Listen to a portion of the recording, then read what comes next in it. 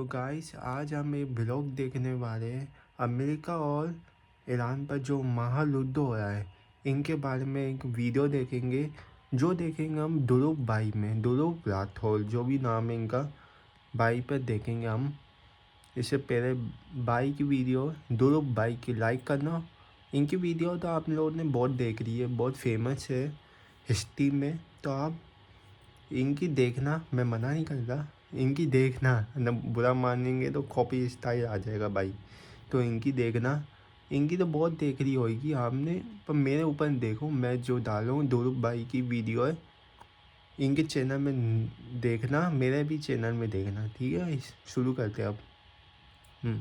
इतना पर्सनल कभी नहीं फील हुआ क्योंकि कल सुबह तक मैं अपने परिवार के साथ दुबई में ही था और फेयरमाउंट होटल, पाम आइलैंड का वो होटल जहाँ पर एक एक्सप्लोजन देखा गया और आग लगी, ये होटल बस सड़क की दूसरी पार था हमारे होटल से। सुबह हम फ्लाइट कैच करने के लिए निकले, हमारी एक अर्ली मॉर्निंग की फ़्लाइट थी और थैंकफुली हमारी फ़्लाइट टेक ऑफ कर गई। सब कुछ नॉर्मल लग रहा था, लेकिन टेक ऑफ के करीब 2 से 3 घंटे बाद हमें पता चलता है कि फ़्लाइट में अचानक से डिले आ गया है और एयर होस्टेस के द्वारा बताया जाता है कि यूएस और इजराइल ने ईरान पर हमला बोल दिया है।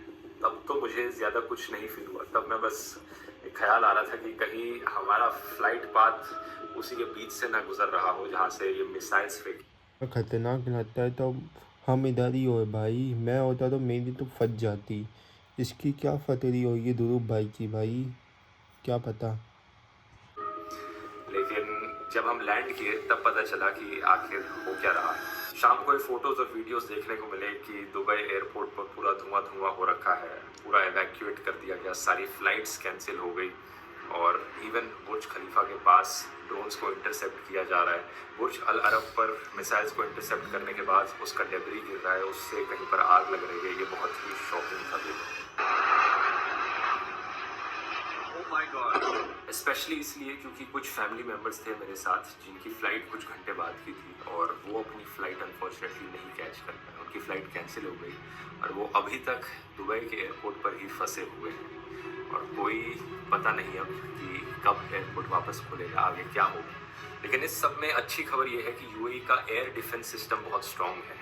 ऑफिशियल सोर्सेज बता रहे हैं कि 137 मिसाइल्स ईरान की तरफ से फेंकी गई थी यूएई पर, जिनमें से 132 को डिस्ट्रॉय कर दिया गया। 209 ड्रोन स्ट्राइक्स अटेम्प्ट की गई थी, लेकिन 195 को इंटरसेप्ट कर लिया गया। तो ज्यादातर जगह जहां पर ये आग लगी वो सिर्फ ड्रोन इंटरसेप्ट करने की वजह से जो डेब्री था मिसाइल का या ड्रोन के टुकड़े वो नीचे गिर रहे थे। अब यहाँ ये सब हो क्यों रहा है, आइए समझते हैं इस पूरी सिचुएशन को थोड़ा डिटेल में इस वीडियो।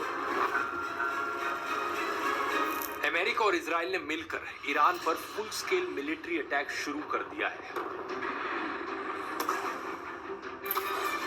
ऑपरेशन को नाम दिया है ऑपरेशन एपिक फ्यूरी और ये कोई एक दिन का स्ट्राइक नहीं है। यूएस ऑफिशियल्स कह रहे हैं कि इंडिया और पाकिस्तान में भी युद्ध हुआ था, ऑपरेशन सिंदूर रखा था, अब इनका भी ऐसा ही कुछ नाम रखा है। दिनों तक चलेगा। We are going to destroy their missiles and raise their missile industry to the ground. It will be totally again obliterated. Tehran, Isfahan, Qom, Kermanshah, पूरे ईरान में बॉम्ब्स गिर रहे हैं। सबसे शॉकिंग, ईरान के supreme leader Ayatollah Ali Khamenei के compound पर भी स्ट्राइक्स हुई और अब ये कंफर्म हो चुका है कि वो मारे जा चुके हैं। ये चीज ईरानियन स्टेट टीवी ने खुद कंफर्म की। हजरत आयतुल्लाह उज़्मा सैयद अली हुसैनी खामेनी در راه सरबुलंदी हरम जमहूरी इस्लाम जा चुका है, मुझे तो यकीन नहीं है भाई, कुछ तो राज है।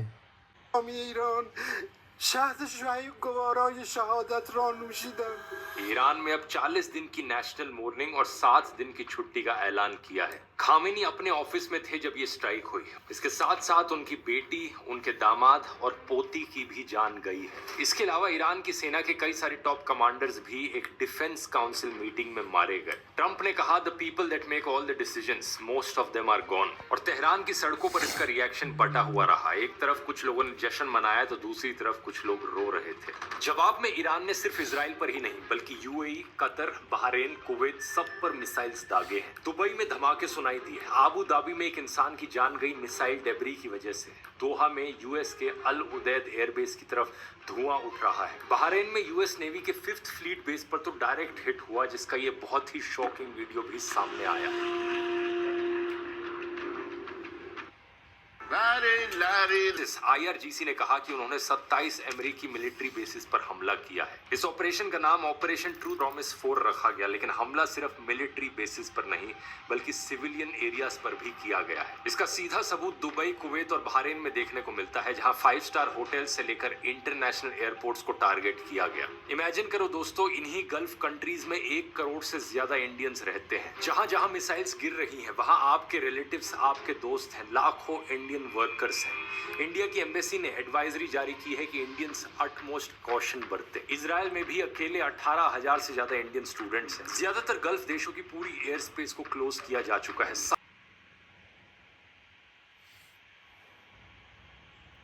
करता है अभी इंडिया 26 लाख बैरल्स ऑयल हर रोज गल्फ कंट्री से इंपोर्ट करता है। अगर ईरान ने हॉर्मोज को बंद कर दिया तो इंडिया का ऑयल सप्लाई रुक सकता है। रिपोर्ट्स आ रही हैं कि ईरान की फोर्सेस ने स्टेट बंद करने का ऐलान ऑलरेडी कर दिया है।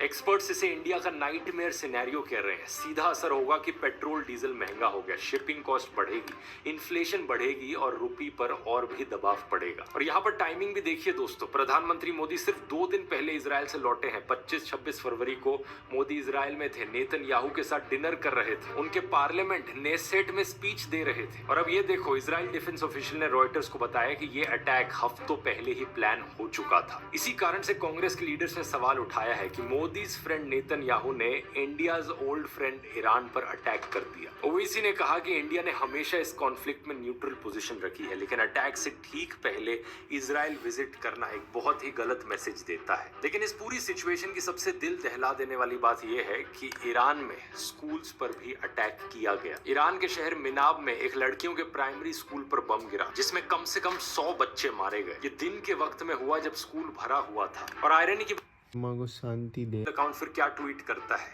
Israel has the right to defend itself, जबकि पहला हमला उन्होंने यहां पर किया। इस करंट सिचुएशन की शुरुआत दोस्तों दिसंबर 2025 में हुई थी, जब ईरान की इकोनॉमी कोलैप्स हुई, करेंसी 40% गिर गई और खाने का दाम 72% बढ़ गया।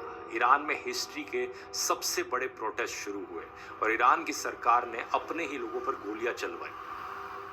एस्टिमेट्स हैं कि 30,000 से ज्यादा प्रोटेस्टर्स मारे गए। ट्रंप ने रिस्पांस में कहा, help is on the way. Middle east में 2003 की इराक वॉर के बाद सबसे बड़ा बिल्डअप किया, लेकिन फरवरी के शुरू में लगा था कि शायद सिचुएशन ठंडी पड़ जाएगी। और स्ट्राइक से सिर्फ 1 दिन पहले ही ओमान के फाइनेंस मिनिस्टर ने कहा था कि ये जो पीस डील है अमेरिका और ईरान के बीच में, ये विद इन रीच है। Peace deal is within our reach. लेकिन अगले ही दिन बॉम्ब्स की बरसात होने लग जाती है। वॉशिंगटन पोस्ट के मुताबिक ये अटैक महीनों पहले ही प्लान कर दिया गया था। एलिजिडली सऊदी प्रिंस और इजराइल ने बार बार ट्रंप को लॉबी किया था ये करने के लिए। ट्रंप का ट्वीट देखो, यहाँ पर खुद को एकदम दुनिया का बॉस समझते हैं। ईरानियन लोगों को लिखते हैं कि when we are finished take over your government. ये स्क्रिप्ट साल 2003 की याद दिलाती है, जब अमेरिका ने इराक पर वॉर छेड़ी थी। वो वाली वॉर 20 साल तक चली, जिसका खर्चा अमेरिकन टैक्स पेयर ने दिया और नुकसान आम लोगों को हुआ। Russian forces are in the early stages of military operations to disarm Iraq and to defend the world from grave danger. अब यहाँ पर ईरान इराक से 2 गुना ज्यादा बड़ा है और बहाना दिया जा रहा है कि ईरान के डिक्टेटर को हटाने के लिए, ईरान के लोगों के लिए शांति और डेमोक्रेसी लाने के लिए ये सब किया जा रहा है। To prevent this very wicked, radical dictatorship, hour of your freedom is at hand. लेकिन देखने वाली बात यही होगी कि इससे आम लोगों को फायदा होता है या नुकसान। बहुत से लोगों को ऊपर से देखकर लगता है कि ऑब्वियसली इससे फायदा ही होगा, आखिर एक देश का डिक्टेटर जो मारा गया है। लेकिन एक फॉरेन पावर का इस तरीके से इंटरफेयर करना चीजों को बद से बदतर भी बना सकता है। इसका सबसे बड़ा उदाहरण है गद्दाफी और सद्दाम हुसैन। दोनों बड़े क्रूर डिक्टेटर्स थे, लेकिन अमेरिका ने जब इन्वेड करके इन डिक्टेटर्स को हटाया तो ये देश और अनस्टेबल बन गए। आम जनता के लिए हालत बद से बदतर हो गई और नए आतंकवादी संगठन पैदा हो गए। अब सबसे बड़ा डर यही है, कहीं ईरान भी इस तरीके से अनस्टेबल ना हो जाए। अगर आपको इस पूरी सिचुएशन के पीछे जियोपॉलिटिक्स को डिटेल में समझना है, क्या इतिहास रहा है ईरान वर्सेस इजराइल और यूएसए का, तो इसे मैंने इस वाले वीडियो में समझाया है, यहाँ क्लिक करके देख सकते हो।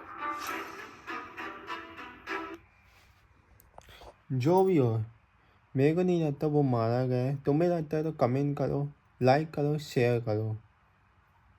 जो भी हो, मैं इसलिए जी कर रहा हूँ क्योंकि मुझे करना है 1 साल में 2026 तक 1 मिलियन सब्सक्राइबर।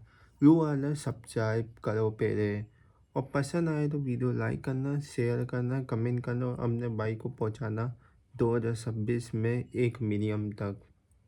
ठीक है गाइज।